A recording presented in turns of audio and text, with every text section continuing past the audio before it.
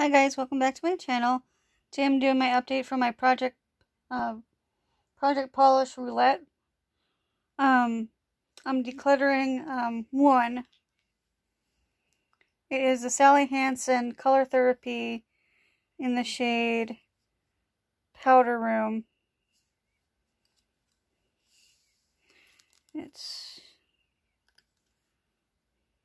right there. That one's getting decluttered. And I'm rolling in this Julep in the shade Rowan.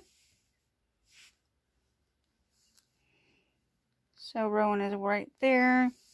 So far through the project I've decluttered 1, 2, 3, 4, 5, 6 polishes out of the 10 that I've out of the 10 so far that I had. Yeah, that's pretty cool. That's what this project is for me to just go through my nail polish, see what I like, and declutter what I don't. So, yeah.